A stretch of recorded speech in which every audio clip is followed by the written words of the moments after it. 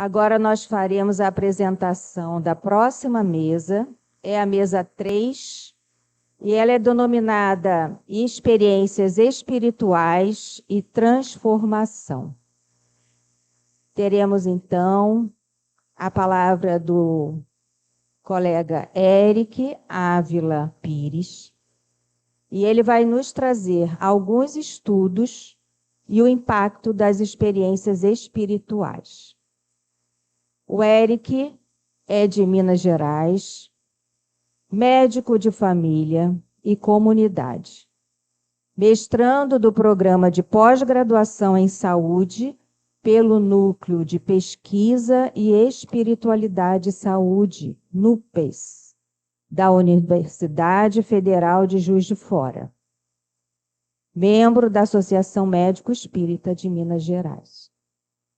Então, agora, teremos o prazer de escutar o nosso querido Eric.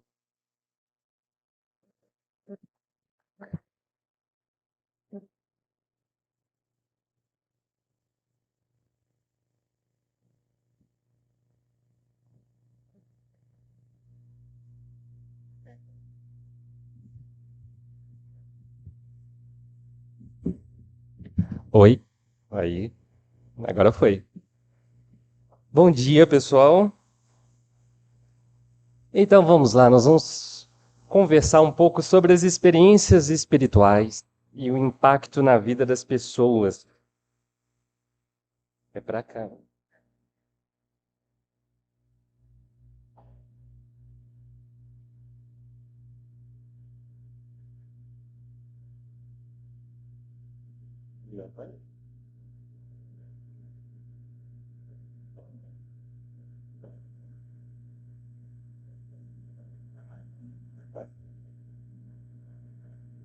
Aí, agora foi. E eu queria começar a nossa fala de agora problematizando algumas coisas. Primeiro, né, vocês, ou alguém que vocês conhecem, já teve alguma experiência espiritual? O quanto a sua vida, ou a vida da pessoa que teve essa experiência espiritual foi impactada?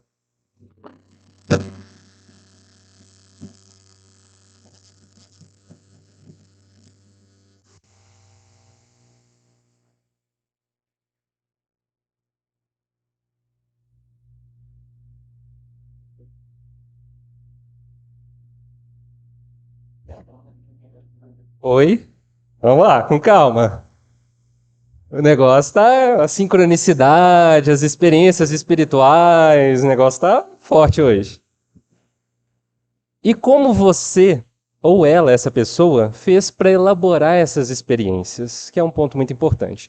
Vocês vão ver que o que a gente vai conversar aqui vai ter um cunho bastante acadêmico, a gente vai tentar trazer muitas informações do que hoje é compreendido como experiência espiritual. O que a gente tem de informações sobre elas? Isso acontece mesmo? O que tem por aí disponível? Nós vamos entender também alguns estudos que já existem com essa proposta de, inclusive, avaliar como as pessoas lidam, tanto no processo da própria experiência quanto pós-experiência, e como que são esses impactos na vida delas, tá ok?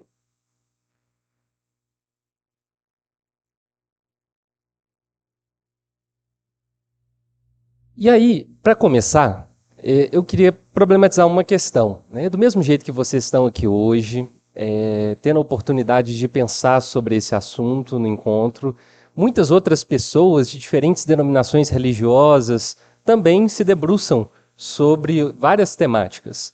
E a gente vai ver que as religiões, de um modo geral, elas podem até de forma didática ser divididas em diferentes tópicos. O tópico doutrinário dessas religiões, dessa proposta religiosa, um tópico que envolve a prática, e aí seja aquela prática ritualística, quanto aquela prática da ação ética pautada nos princípios da religião no cotidiano, e a gente também tem o que a gente denominaria como essa experiência, essa uma vivência profunda de conexão com algo. E nós vamos conversar então sobre essas experiências espirituais.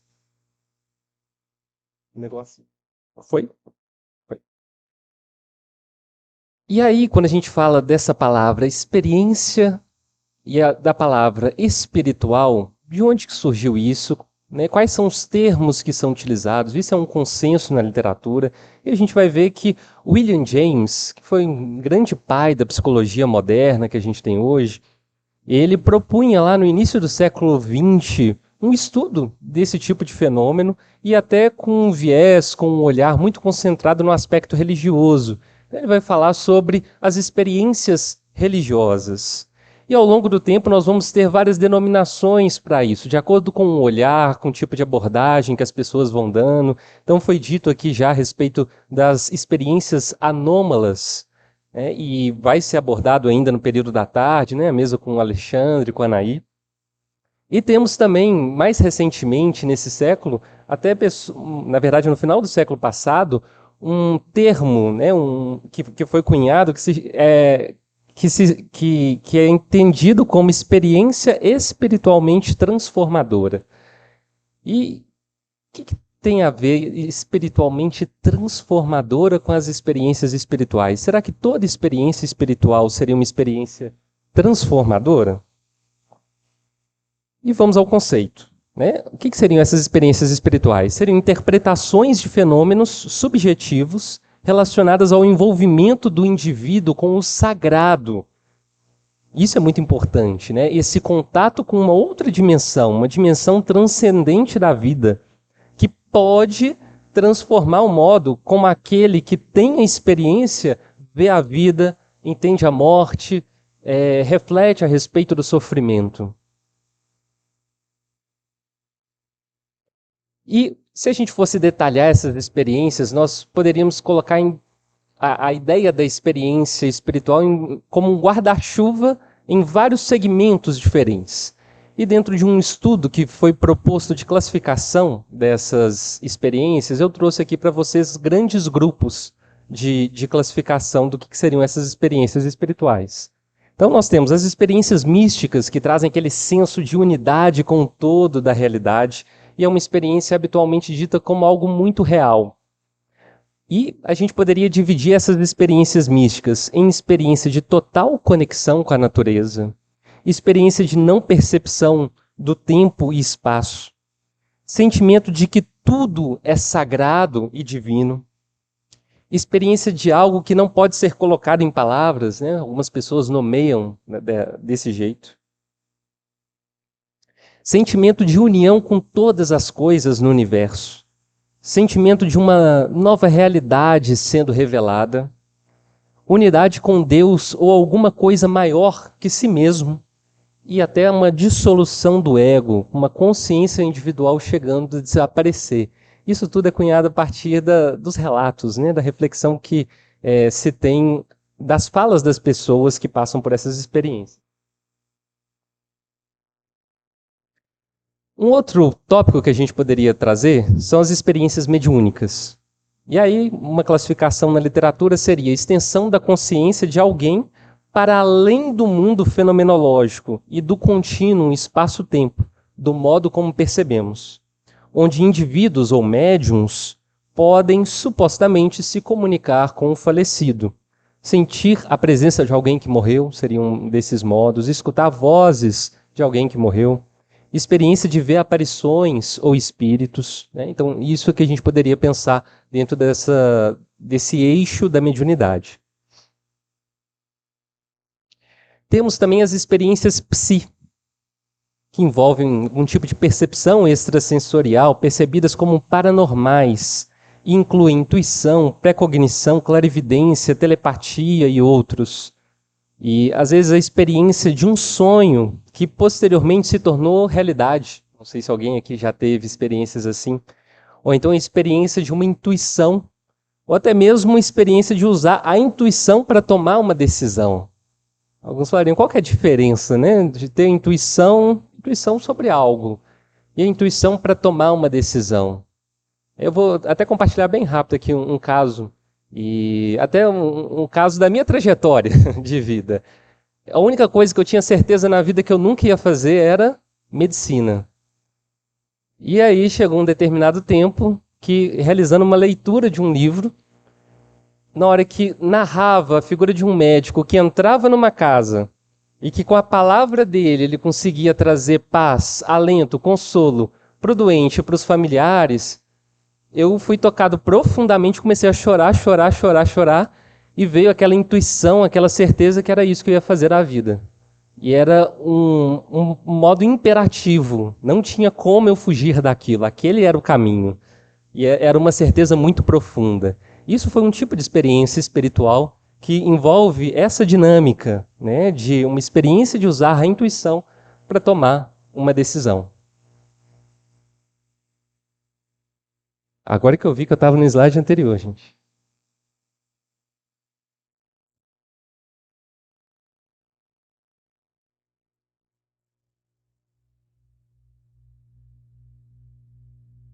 E, por fim, a gente tem um outro tópico que seria as alegadas memórias de vidas passadas e experiências de quase morte.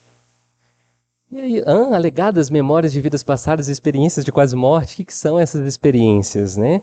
Então, os relatos que nós temos hoje são bem diversos, não só num lugar do mundo, mas em vários cantos, de crianças que por volta de 2, 3 anos de idade, ou quando começam a aprender a falar, iniciam afirmações dizendo coisas que teriam feito, que teriam acontecido, que nunca, na verdade, aconteceram na vida delas. E que habitualmente diz respeito a uma personalidade anterior, de uma identidade diferente daquela que essas pessoas, essas crianças carregam no momento.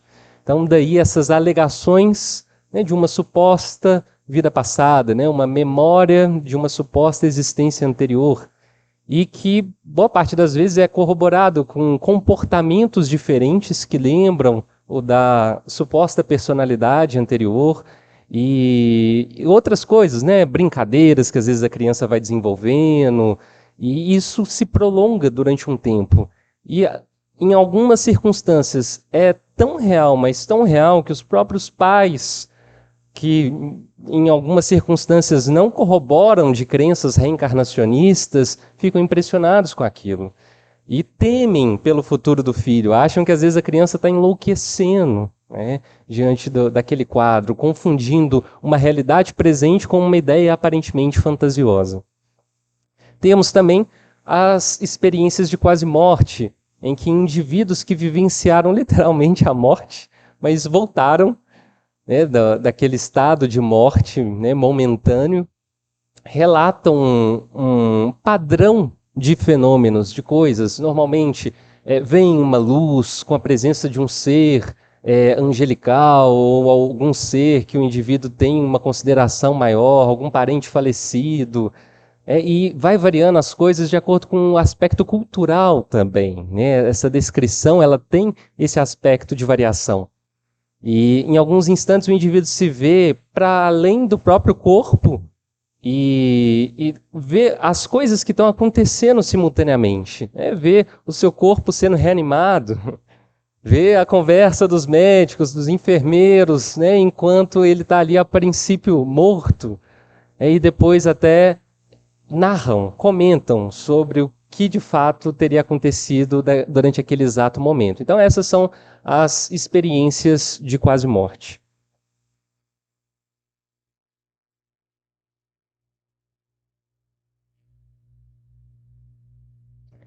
E elas podem ser engatilhadas por uma variedade de estados fisiológicos, condições médicas, drogas e substâncias ingeridas. Então, se a gente pensar esse elemento das experiências espirituais, não tem uma fonte causadora, né? Que hoje a ciência identifica que tem vários pontos que podem ser de fato gatilhos.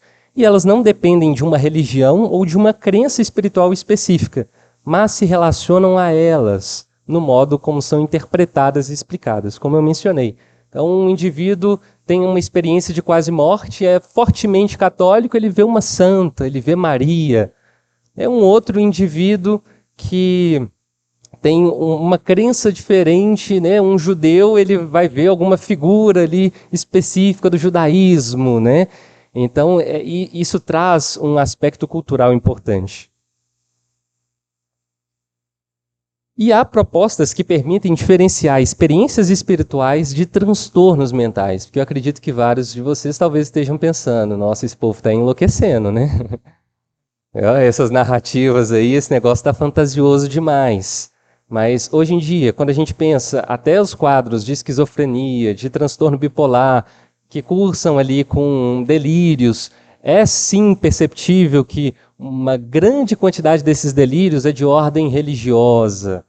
É fato, mas existem muitos estudos que não compete a gente agora aqui abordar, que buscam já diferenciar e conseguir identificar o que é um indivíduo com uma saúde mental preservada, passando por esse tipo de experiências, e o que é aquele indivíduo com um transtorno bem estabelecido. E algumas experiências espirituais podem apresentar efeitos transformadores, né? Tema do nosso evento aqui, de um modo geral, levando a um senso de sentido de vida e bem-estar psicológico, considerando que quem as vivencie assimile essas experiências, esses episódios em suas próprias vidas. Então esse é um elemento muito importante, processo de assimilação. E no mundo, para a gente ter uma ideia se isso é prevalente ou não, acontece muito ou não, aproximadamente 50% dos indivíduos relatam experiências espirituais pelo menos uma vez na vida.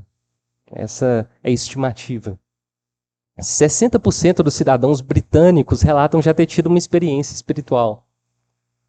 E tem uma maior prevalência, mais comum, entre mulheres e adultos mais velhos, embora possam acontecer também ao longo de toda a vida com as pessoas.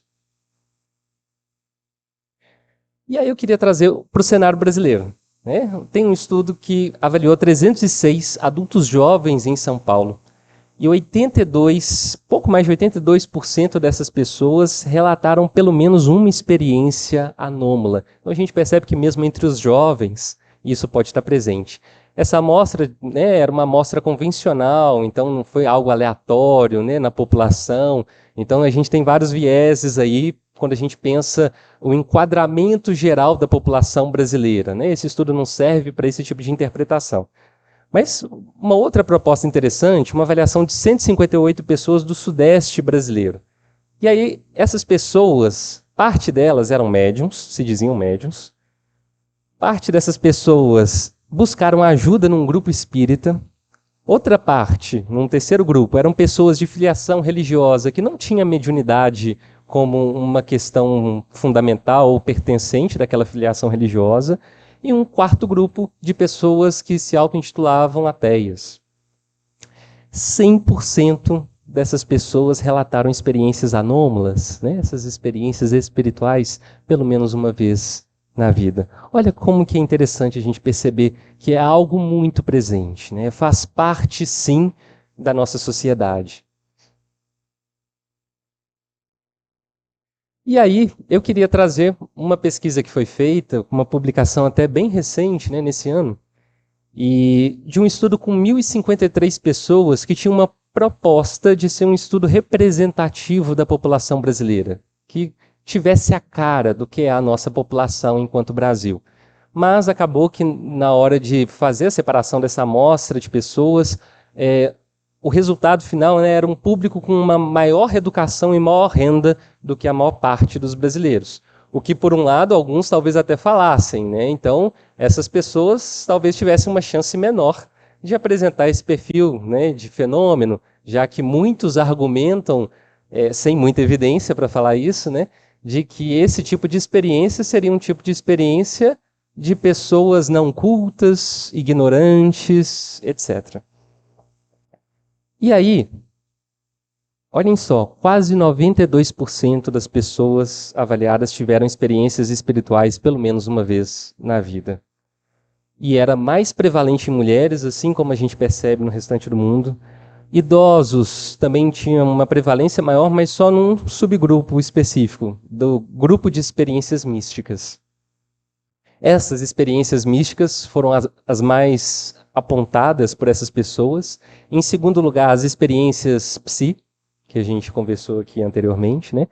As experiências mediúnicas foram o tipo de experiência mais prevalente em terceiro lugar. E, por fim, as experiências relatadas de vidas passadas e de experiência de quase morte. Parece natural, né, da percepção que nós mesmos temos, né? Quando a gente se pergunta, eu já tive alguma experiência mística? Eu já tive alguma experiência psi? Talvez essas tenham sido mais comuns, né? Se a gente fosse fazer esse inquérito, essa investigação entre vocês aqui presentes, do que necessariamente as experiências mediúnicas, embora a gente tenha um viés aqui de pessoas espíritas, e de experiências que envolvem relatos de vidas passadas ou de experiência de quase morte. E aí essas experiências relatadas, se a gente fosse graduar como as mais frequentes dentro desses grandes grupos que eu tinha mencionado, né, a gente tem vários tipos de fenômenos, como eu disse. Aquelas experiências que envolvem a unidade com Deus ou alguma coisa maior que si mesmo, o ter a intuição sobre algo, usar a intuição para tomar uma decisão e o sentimento de união com todas as coisas no universo são as mais comuns entre as pessoas. E, apesar de não muito comuns, olha que interessante. Pelo menos uma vez na vida, olha o percentual que essas experiências foram apontadas no estudo. Experiências, a princípio, pouco comuns, né? De sentir a presença de alguém que morreu, 50,4%. Ver aparições ou espíritos, as pessoas, 41,3%, pelo menos uma vez na vida, nessa amostra relatava. Não ter a percepção do tempo ou espaço, escutar a voz de alguém que morreu e apresentar memória de uma vida passada. Então, talvez seja até mais prevalente do que a gente imagine, né, dentro da população. Então, são tópicos importantes da gente refletir, às vezes sair da caixinha e que precisam de mais estudo. E aí, eu queria trazer um exemplo, né, desse processo. Quando a gente fala das experiências de quase morte, talvez sejam das experiências mais bem catalogadas do impacto transformador na vida das pessoas, dentre esses grupos aqui que a gente está falando, né? Principalmente pegando o final do último século, né, e o início desse século, foram muitos estudos, houve uma crescente muito grande, né, no meio acadêmico em relação à robustez de evidência desse tópico. E a gente percebe que as experiências de quase morte geram um impacto importante nos comportamentos e no aspecto psicológico das pessoas que as descrevem. E a maior parte das vezes a gente percebe um aumento da empatia e intuição por parte daquele que as teve. Diminuição do medo da morte.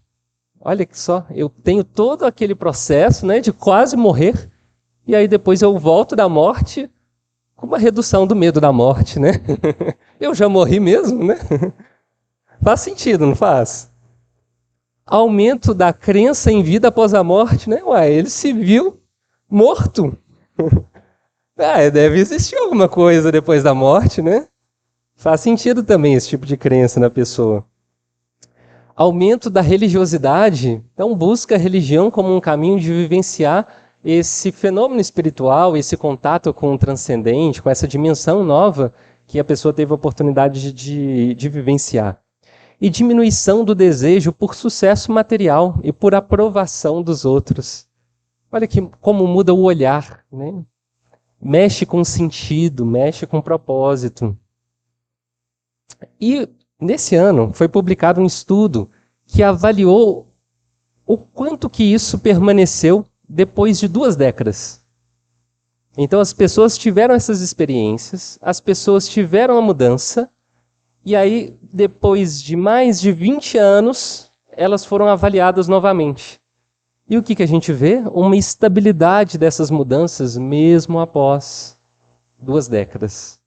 Então são experiências que ficam marcadas mesmo, né? Experiências que geram a mudança de hábito, de comportamento e aquilo perdura.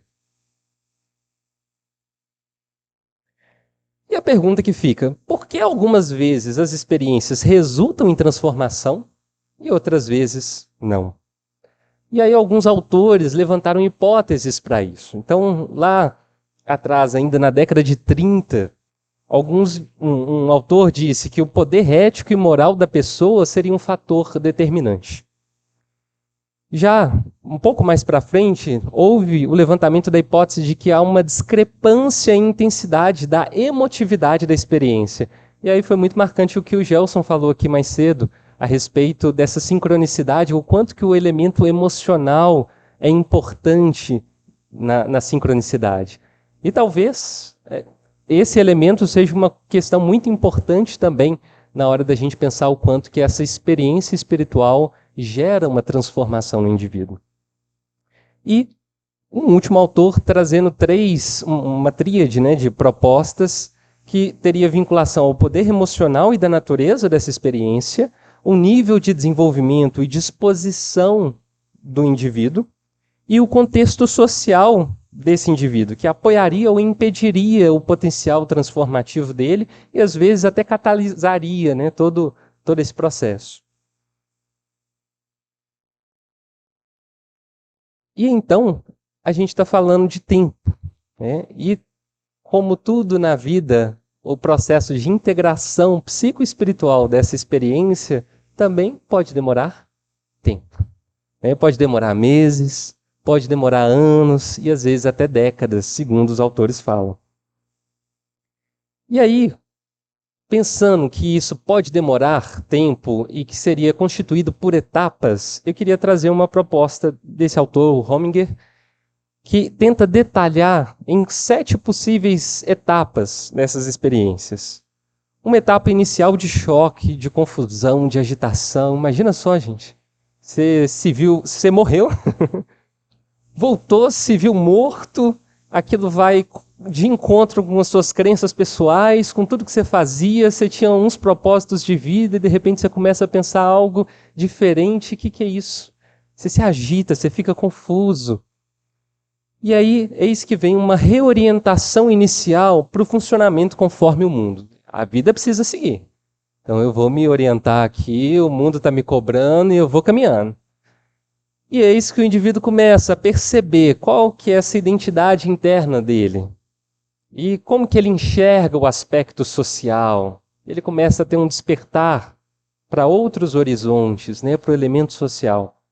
E eis que ele encontra uma nova identidade interna e uma nova identidade social. E tem a possibilidade de afirmação do novo eu e perda das velhas identidades pessoal e social. E ele precisa ativamente afirmar aquilo, se é uma conquista que ele quer alcançar. E eis que ele vai e estabelece uma homeostase com essa nova visão de um mundo. As coisas se equilibram. E ele tem um engajamento no processo de mudança constante, buscando esse crescimento contínuo. E ele começa a usar aquilo como um patamar que vai perdurar, vai ser permanente ao longo do tempo. Então, essa é uma teoria, né, de visão dessas etapas do processo de experiências espirituais. E é importante a gente pensar que a natureza profunda dos conflitos espirituais dessa mudança leva um indivíduo suscetível a um senso, como a gente disse, de insegurança e confusão. Essa integração envolve mudanças em estruturas mentais, emocionais e algumas vezes físicas, que presumidamente estavam antes no lugar, numa identidade de pessoa antes da experiência, que precisa ser expandida e alterada, às vezes tão radicalmente durante o período de transformação, que o desafio da mudança cria um distúrbio na vida da pessoa. Para entender esse tipo de mudança na psique, é preciso um período de desenrolar, perdendo o controle das partes do senso de realidade de indivíduo e, assim, do senso de identidade própria. E alguns estudos caminharam até para identificar um paralelo em relação ao que acontece quando o indivíduo tem transtorno de estresse pós-traumático. A gente sabe hoje que sobreviventes de transtorno de estresse pós-traumático podem não só recuperar o nível anterior de funcionalidade, do jeito que ele funciona para o mundo, como pode até aprimorar essa funcionalidade a níveis pré-evento, né, pré-exposição traumática que o indivíduo teve. E os conflitos espirituais associados com essa integração de experiências poderosas, ele pode então ser análogo a isso, porque pode levar o indivíduo a um patamar acima, né, do que ele vivenciava anteriormente. E a pergunta é: como integrar? Como elaborar esse conteúdo? Como trazer isso como parte desse novo eu? E aí, um estudo publicado em 2021 tentou avaliar as estratégias usadas pelas pessoas para lidar com o fato de terem tido experiência espiritual. E aí, 245 pessoas de 33 países, nos 6 continentes, foram avaliadas, entrevistadas. E foi construído um questionário que tentava permear 84 práticas, hábitos e comportamentos. Eu não vou detalhar todos eles, né? Ficar aqui horas detalhando 84 comportamentos, práticas possíveis, mas é interessante que pelo menos um desses comportamentos todo mundo dizia ter vivenciado em algum momento, ter tentado essa estratégia, sabe?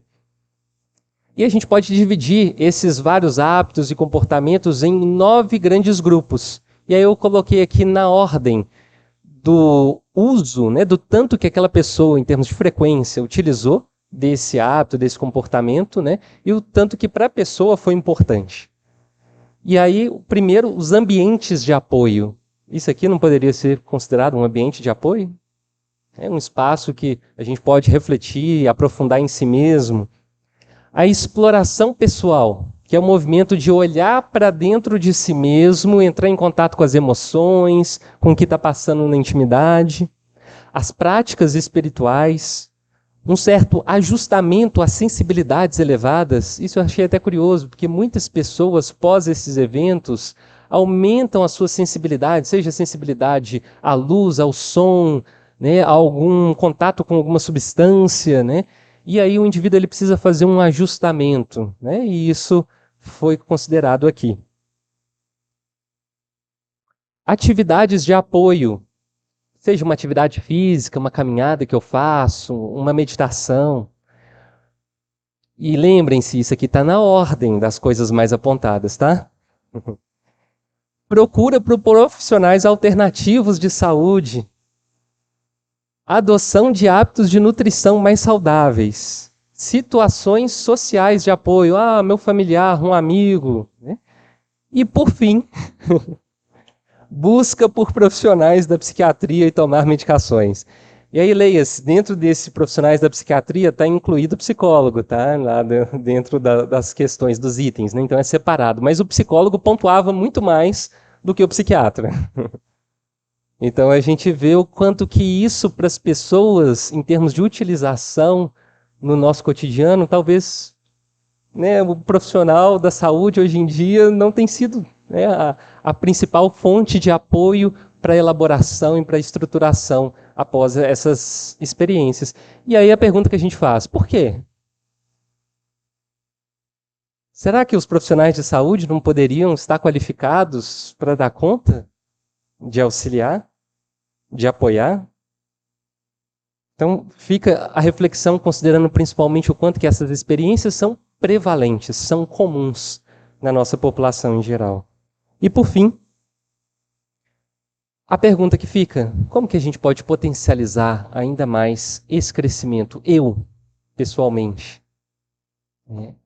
Para além da gente conhecer o que a ciência tem a dizer mais para frente, né, de quais são as melhores estratégias, é como foi dito, talvez as ferramentas nos guiem lá na frente sempre ao Evangelho do Cristo.